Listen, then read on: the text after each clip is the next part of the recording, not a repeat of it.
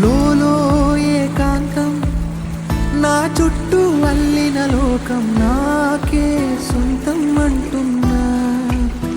విన్నారా నేను నా నీడ ఇద్దరమే చాలంటూ